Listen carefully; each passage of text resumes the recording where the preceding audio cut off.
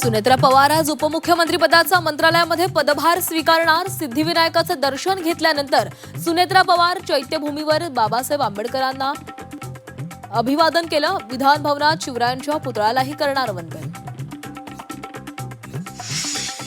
मुख्यमंत्री देवेंद्र फडणवीसांचा अचानक दिल्ली दौरा. फडणवीसांनी भाजपच्या प्रमुख नेत्यांची घेतली भेट. दोन्ही राष्ट्रवादीच्या विलिनीकरणाबाबत भाजप नेत्यांसोबत चर्चा झाल्याची सूत्रांची माहिती. फडणवीसांपाठोपाठ उपमुख्यमंत्री सुनेत्रा पवार आज दिल्ली दौऱ्यावर. शपथविधीनंतरचा पहिलाच दिल्ली दौरा. पंतप्रधान मोदी आणि अमित शहांची भेट घेणार. आमदार रोहित पवारांची आज पत्रकार परिषद. अजित पवारांच्या विमान अपघाताबाबत काय गौप्यस्फोट करणार याकडे लक्ष.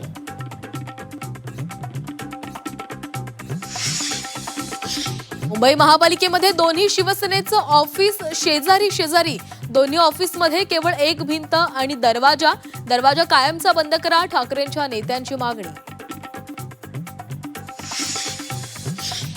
बाळासाहेबांच्या स्मारकात एआयचा वापर नको. स्मारकातील सर्व गोष्टी ओरिजिनल असाव्यात. उद्धव ठाकरेंच्या स्मारक समितीला स्पष्ट सूचना.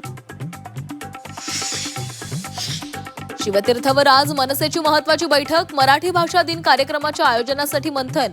कार्यक्रमासाठी शिवाजी पार्क मैदानासाठी मनसेचं मनपाला पत्र. केवायसीत सुधारणा करण्यात लाडक्या बहिणींच्या समस्या कायम. 31 मार्चपर्यंत मुदतवाढ दिली. मात्र पोर्टलवर लॉग इन करण्यात अडचण येत असल्यानं लाडक्या बहिणींच्या समस्या जैसे थे. आजपासून 12वीच्या परीक्षेला सुरुवात. राज्यभरातील 15 लाखांहून अधिक विद्यार्थ्यांकडून नोंदणी. गैरप्रकार रोखण्यासाठी 271 भरारी पथकांसह विविध उपाययोजना. मुंबईतील वाहतूक कोंडीबाबत मकरंद नार्वेकरांचं पालिका आयुक्तांना पत्र.